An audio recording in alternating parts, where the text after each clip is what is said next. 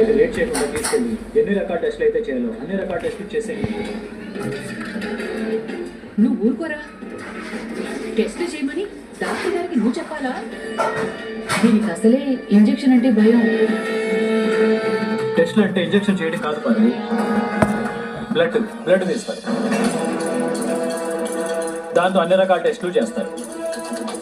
ఇక బీపీలు, sugar, scanning, ఎక్స్రేలు, ఎక్సెట్రా ఎక్సెట్రా ఎక్సెట్రా. ఆపరా నాయనా. డాక్టర్ గారు, దీనికి టెస్ట్లు అంటే కొంచెం భయం ఎక్కువ. అవును డాక్టర్, నాకు బ్లడ్ చూస్తే కళ్ళు దొరుకుతాయి. ఏంటి ఇదేమాట? మరోసారి చెప్పండి. నాకు బ్లడ్ చూస్తే కళ్ళు తిరుగుతాయి బాబా. ఇదెప్పటి నుంచో? ప్లీజ్ బాబా, నువ్వు జోక్ చేయకు. నువ్వైతే టెస్ట్కి బ్లడ్ ఇవ్వాల్సిందే. ఇది బ్లడ్ ఇచ్చేయంటే దొరికిపోతుంది. నేను దాసుగడికి ఫోన్ చేసి అసలైన మనోరాన్ని వెతికే పని ఎంతవరకు వచ్చిందో తెలుసుకోవాలి. ఏంటి పరు, నువ్వే మాట్లాడేంటి? అందరం ఇక్కడే ఉంటే అది భయపడుతుందిరా. నేను మనవరాలా, నేను బయట ఉంటాను. గ్రాని గ్రాని గ్రాని గ్రాని గ్రాని ఈ గ్రాని నన్ను వదిలి సడిపోయింది. ఏంటి పెద్ద మేడం గారు, మీరు రెడీయా? డాక్టర్, నేను ఈరోజు శాంపిల్స్ ఇవ్వలేను. ఏమైంది? బాగా టెన్షన్గా ఉంది. నాకంత టైం లేదు జోష్న. మేమిప్పుడు శాంపిల్స్ తీస్తేనే నీకు టెస్ట్లు చేసి బోన్ మ్యారో ట్రాన్స్ప్లాంటేషన్కి ఏదైనా ప్రాబ్లం ఉందో లేదో చూడాలి. ఇవన్నీ చేయాలంటే మీరు ఈ రోజే శాంపిల్స్ ఇవ్వాలి. ఏంటిచ్చేది? శాంపిల్స్ ఇస్తే నేను అసలు కూతుర్ని కాదు అని బయటపడుతుంది. నాకు కావాల్సింది కూడా అదే మరి. ఈ రకంగానైనా అసలు వారసురాలు ఎవరో అందరికీ తెలియాలి.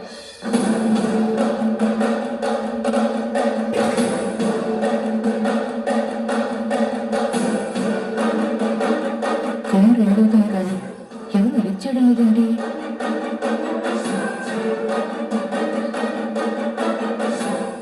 డాక్టర్, మా ఫ్యామిలీలో నేనే శాంపిల్స్ ఇవ్వాలా? ఏంటమ్మా నువ్వు? ఒకసారి చెప్తే అర్థం కాదా? నువ్వు అసలు సుమిత్ర గారి కూతురేనా?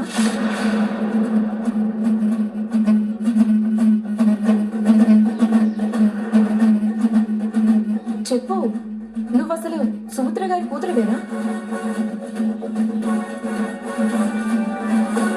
కాదండి, తన మాత కూతురు కాదు.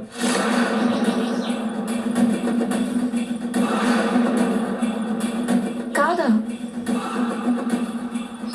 మరి తనే సుమిత్ర గారి కూతురు అని చెప్పారు కదా. బాబా ప్లీజ్, నువ్వు జోక్ చేయకు. దయచేసి నువ్వు బయటికి వెళ్ళు.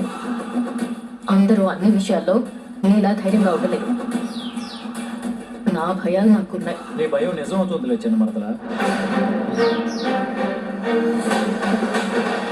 కార్తీక్, మీరు బయటికి వెళ్ళండి. తను ఎందుకో చాలా ఇబ్బంది పడుతుంది. ఓకే డాక్టర్, ఆ ఇబ్బంది ఏంటో మీరే అడిగి తెలుసుకోండి.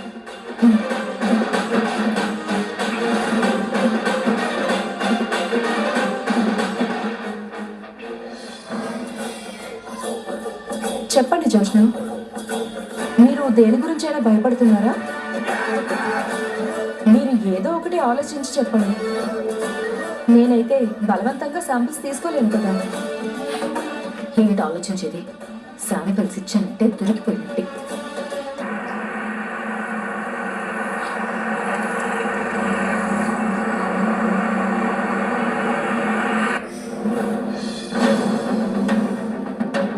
మీ ఇంటి కోడళ్ళకి ఏదైనా శాపం ఉందేమో.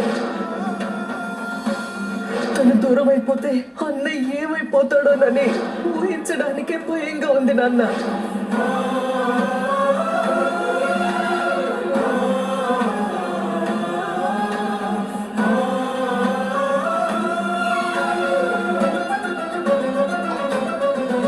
కాఫీ తీసుకొని పెద్దయ్య గారు.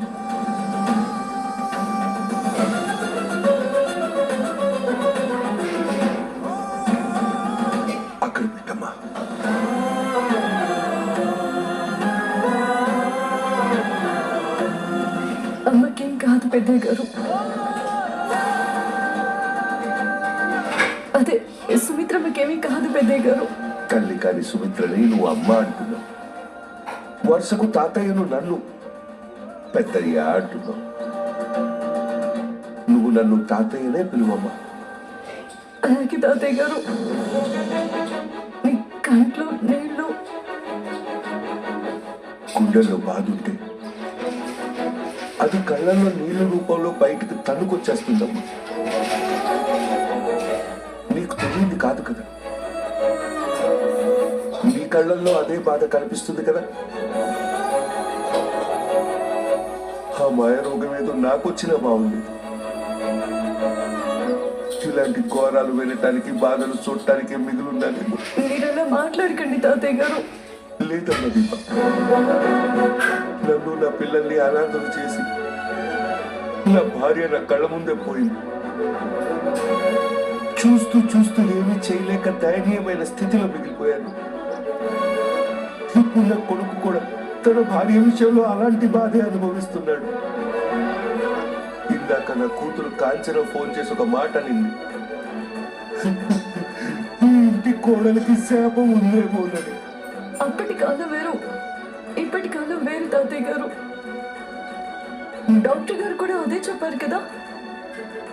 మీరు ఇలా భయపడితే సుమిత్రమ్మ గారికి ధైర్యం ఎవరు చెప్తారు? కరెక్ట్ గానే చెప్పావమ్మా. నేను భయపడకూడదు, కానీ ధైర్యం చాలట్లేదమ్మా. గురువు గారు ఆ రోజు ఏం చెప్పారో గుర్తుందా? మీ దంపతులు ఇద్దరు కొంచెం జాగ్రత్తగా ఉండండి అమ్మా. చెప్పకనే చెప్పారు గండం గురించి. ప్రతి దానికి పరిష్కారం ఉంటుంది తాతయ్య గారు. ప్రతి గండాన్ని దాటడానికి మనకి ఆ దైవం అండగా ఉంటుందని మీకు తెలియంది కాదు. చిన్నదనవైనా మంచి మాట చెప్పావమ్మా. డాక్టర్ కూడా అదే చెప్పారు కదా, సుమిత్ర కూతురుండగా తనకి ఎలాంటి బాధ ఉండదని. అవును తాతయ్య, నేనుండగా అమ్మకేమీ కాదు. నేను ధైర్యంగా ఉండొచ్చు. తన కూతురు రూపంలో సుమిత్రకి ఒక వరం ఉంది. తను ఖచ్చితంగా మామూలు మనిషి అవుతుంది. నేను ఒకసారి గురుగారితో కూడా మాట్లాడతాను. ఆయన మాటలు కూడా మనకు దారి చూపిస్తాయి.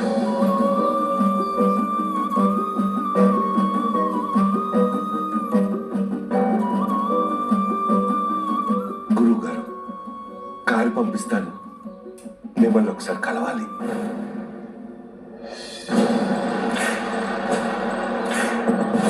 ఏంటి పారు, ఏమైంది?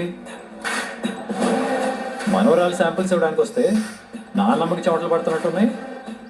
నా కోడలు సుమిత్రకి ఏమవుతుందో అన్న భయంరా. ఏంటి నిజమే? ఏ మీ అత్త మీద ప్రేమ నీకేనా, నాకుండదా? సుమిత్ర నా కోడలే.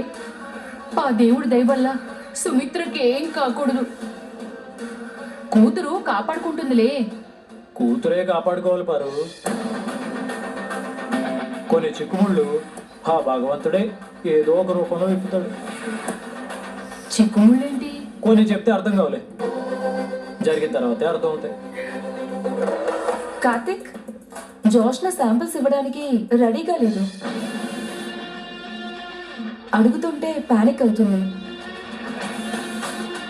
ఇంకా ఫోర్స్ చేయడం కరెక్ట్ కాదని వదిలేశాను. ఇప్పుడు ఏంటి పరిస్థితి? డాక్టర్ గారు, తర్వాత తీసుకొస్తాను. అవసరం లేదు పారు, జోస్న ఈ రోజే శాంపిల్స్ ఇవ్వాలి, ఇస్తుంది. డాక్టర్ మీరు ఇక్కడే ఉండండి, తనతో నేను మాట్లాడతాను. Okay, Karthik Karthik show. మాట్లాడుతూ ఉంటున్నారు కదా, మీరెందుకు ఆపుతారు?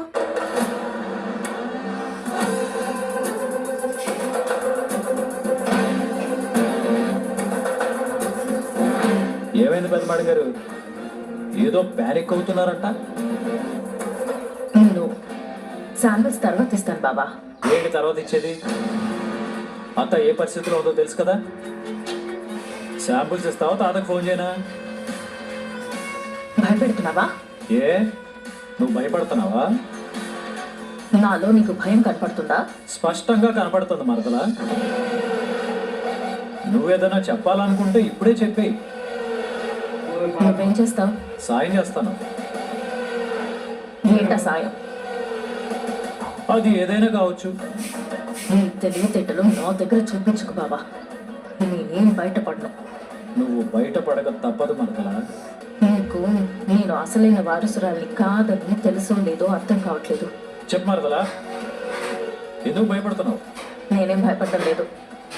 మరెందుకు శాంపిల్స్ ఉన్నట్టు? నాకు ఈ హాస్పిటల్ అట్మాస్ఫియర్ అంటేనే భయం. సరే అయితే తాతను రమ్మంటాను. ఏయ్, దేనికి? నీ భయం పోగొట్టాను. అవసరం లేదు. మరి శాంపిల్స్ ఇస్తాను. Very good. నీకు వేరే ఆప్షన్ లేదు మరదలా. ముందు నువ్వు వెనక కొయ్యి. ఎటు అడిగేసినా పడాల్సిందే. సరే పద మరదలా.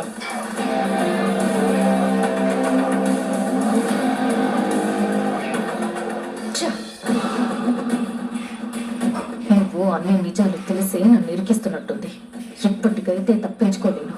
ఏం చెయ్యాలో అర్థం కావట్లేదు.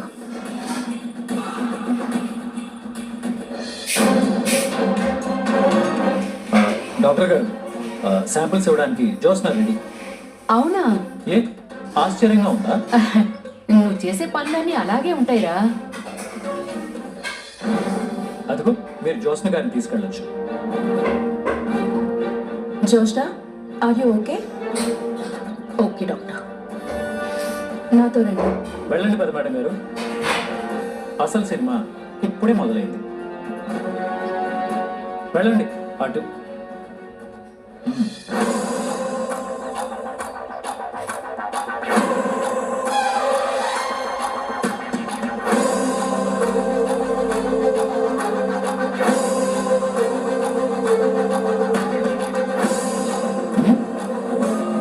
దానికి ఏం చెప్పి ఒప్పించావురా? నిజం చెప్పి ఏంటా నిజం? తాతని పిలుస్తానన్నాను, ఒప్పుకుంది. బాగానే భయపెట్టినట్టున్నావు. ఎంత భయపెట్టినా కొందరు బయటపడరు కదా. ఏంట్రా అన్నావు? అదే తొందరగా శాంపిల్స్ ఇస్తే ఇంటికి వెళ్దాం అంటున్నాను. ఈ శాంపిల్స్ కి రిపోర్ట్స్ వచ్చేలోపు అసలైన వారసురాల్ని ఎక్కడున్నా తీసుకురావాలి. మీ బండారం బయటపడే రోజు వచ్చింది పారు. రోజులు దగ్గర పడ్డాయి.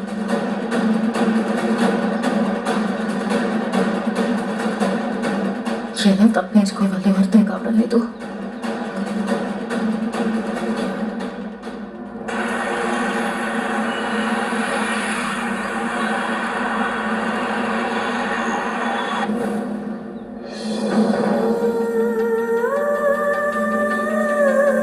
శివనారాయణ గారు, ఈ ఇంటికో గండం ఉందని నేను ముందే చెప్పాను. కర్మ సిద్ధాంతాన్ని ఎవ్వరూ మార్చలేరు. జరగాల్సింది జరిగి తీరాల్సిందే. ఆ రోజు హోమంలో పూర్ణాహుతి కనుక నేలపాలై ఉంటే అసలు ఈ గండానికి పరిష్కారం ఉండేదే కాదు. అసలు సమస్య మొదలైంది అక్కడే గురువు గారు. అది సమస్య కాదమ్మా, పరిష్కారం. పూర్ణాహుతి నేలపాలు కాకుండా దీపే కాపాడింది.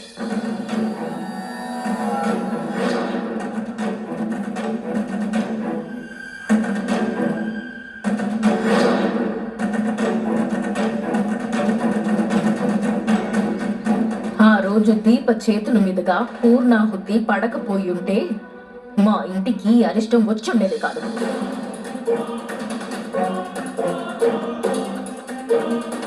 జ్యోత్స్న, నువ్వు ఆగు. తప్పు చేసిన దీపని దేవతని చేసి మాట్లాడుతుంటే ఎలా చూస్తూ ఊరుకోమంటావు గ్రాని? నా భార్య తప్పు చేస్తే మరి నువ్వు చేసిందేంటి? పూర్ణాహుతి నీ చేతుల మీద కనుక వెయ్యాలి, మరి ఎందుకు వదిలేసావు? మా మమ్మీని పట్టుకుని హోమం చుట్టూ తిరగమని నేను చెప్పానా? మంచి అనిపించుకోవడానికి అన్నిట్లోకి దూరిపోవడమే. ఇంటి వారసురాలు చేయాల్సిన పని ఇంటి పని మనిషి చేస్తే ఒక్కరు కూడా ప్రశ్నించలేదు. జరిగిపోయిన దాని గురించి ఇప్పుడు ఈ గొడవ అవసరమా? సమస్య ఎక్కడుందో మనకు అర్థమవుతున్నప్పుడు ఆ సమస్యని ఇంకా పక్కనే పెట్టుకోవడం మూర్ఖత్వమే అవుతుంది. తొందరలోనే తొలగిపోతుందిలే అమ్మా. ఎందుకంటే ఈ సమస్యకి పరిష్కారం నువ్వే.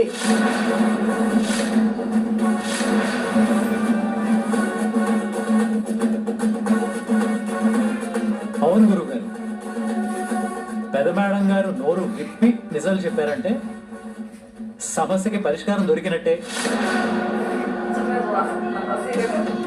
జ్యోత్స్న దాసి కూతురని తెలిసి మాట్లాడుతున్నట్టే ఉన్నాయి వీడి మాటలు. ఏం పెద్ద మేడం గారు, నేను చెప్పింది నిజమేనా? నేను నోరు విప్పి ఏం నిజం చెప్పాలి బాబా? నేను మా అమ్మని కాపాడుకుంటాను అనే నిజాన్ని నువ్వే కదా నోరు విప్పి చెప్పాల్సింది. గురుగారు, నేను మిమ్మల్ని ఒకటి అడగొచ్చా? అడుగు బాబు. చెయ్యే కాదు, మీరు మొహం చూసుకోవడం జాతకం చెప్తారు కదా. చెప్తాను. మా పెద్ద మేడం గారు దేనికో ఈ మధ్య చాలా ఇబ్బంది ఫీల్ అవుతున్నారు. పైకి చెప్పుకోలేని బాధలు ఏమైనా ఉన్నాయేమోనని నా ఫీలింగ్. మీరు ఒకసారి ఆవిడ మొహం చూసి తర్వాత ఏం జరగబోతుందో చెప్పండి.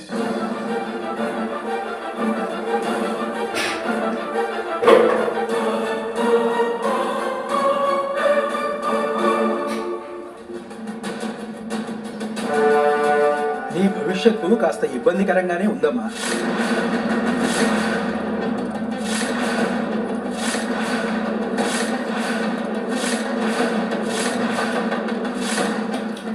సాలెగూడులో చిక్కుకున్న జీవిలాగా ఇబ్బంది పడుతున్నావు.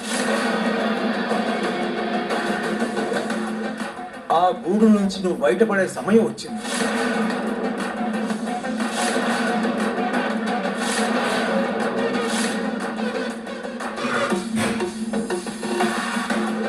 రిపోర్ట్స్ రాగానే నువ్వు సుమిత్రత్త కూతురువి కాదని తెలుస్తుంది. అప్పుడు ఈ గూట్లో నువ్వు ఇబ్బంది పడాల్సిన అవసరం లేదు, బయటికి వెళ్ళిపోవచ్చు. అదే గురువుగారు చెప్తున్నారు. నేను గురువు గారి మొహాన్ని చూసి జీవితాన్ని చదువుతున్నాడు. ఇంకా ఏం చెప్తాడో ఏంటో. అంతేనా గురుగారు, ఇంకేమైనా ఉందా? గడుస్తున్న కాలం కంటే గడవబోయే కాలం మరింత కష్టంగా ఉండే పరిస్థితి ఉంది. నువ్వు చాలా జాగ్రత్తగా ఉండాలమ్మా. ఏంటి జాగ్రత్తగా ఉండేది? ఆ రిపోర్ట్స్ వచ్చే వరకే నేను సుమిత్ర కూతుర్ని. ఆ రిపోర్ట్స్ వచ్చాయంటే నేను దాసి కూతుర్ని అవుతాను. గురుగారు, మీరు ఏమి అనుకోనంటే మరో మాట అడుగుతాను. అడుగు బాబు. నా భార్య గర్భవతి. తనని చాలా సంతోషంగా ఉంచాలనుకుంటున్నాను. కానీ చుట్టూ ఉన్న పరిస్థితులు అందుకు అనుకూలంగా లేవు. ఆ మనిషి జీవితంలో భగవంతుడు సుఖం ఎక్కడ రాశాడా అని చూస్తూ ఉంటాను. కాస్త మీరు నా భార్య మొహం చూసి ఆవిడ భవిష్యత్తు ఎలా ఉందో చెప్పండి.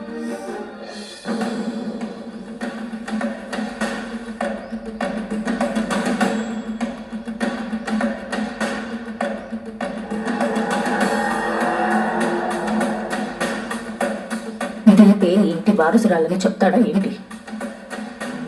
నీ భవిష్యత్తు కూడా కాస్త ఇబ్బందికరంగానే ఉందమ్మా.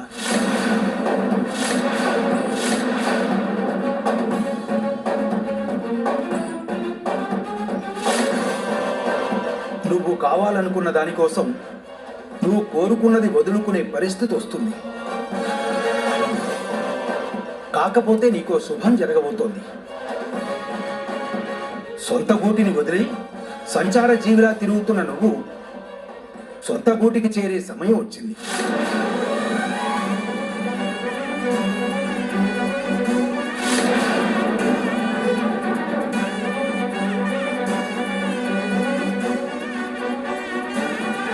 మీరన్నది జరగదు గురువుగారు.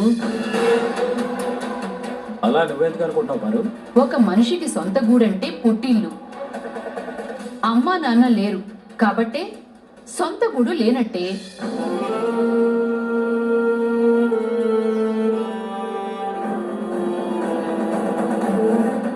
చచ్చిపోయినోళ్ళు కన్నోడు కాదు కాబట్టి సొంత గూడంటే దీప కన్నవాళ్ళ దగ్గరికి వెళ్ళాలి. కానీ దీపకి కన్నవాళ్ళు ఎవరో తెలియదే. త్వరలోనే తెలుస్తుందమ్మా.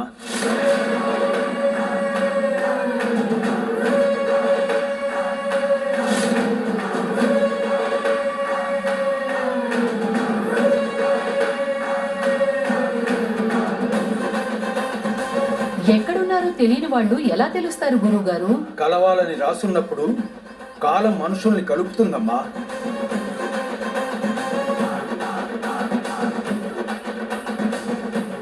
దాన్ని ఎవ్వరూ ఆపలేరు.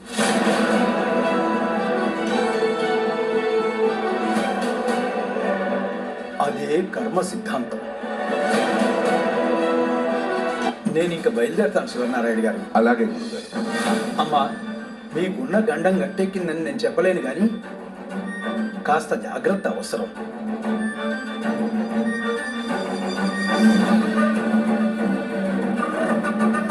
బిడ్డ జాగ్రత్త అమ్మా. ఆ దేవుని నమ్ముకోండి, ఎవ్వరికీ ఏమీ కాదు. అంతా మంచే జరుగుతుంది. శుభం భూయాత్.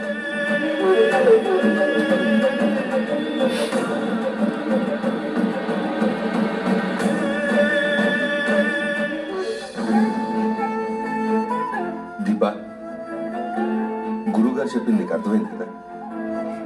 బిడ్డ జాగ్రత్త. అలాగే అండి. జ్యోత్స్న, హాస్పిటల్లో బ్లడ్ శాంపిల్స్ తీసుకున్నారా? తీసుకున్నారు తాత. రిపోర్ట్స్ ఎప్పుడు వస్తాయన్నారు? ఫోన్ చేసి చెప్తానన్నారు.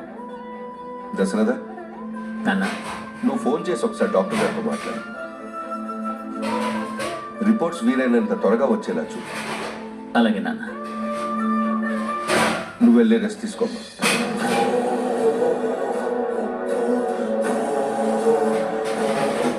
సుమిత్ర, నువ్వు కూడా వెళ్ళి రెస్ట్ తీసుకోమ్మా.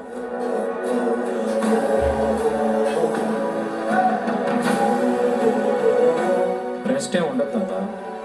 ఈ సమస్య నుంచి ఎలా బయటపడాలని నానమ్మ మనవరాలు కింద మీద పడి కొట్టుకుంటూ ఉన్నారు.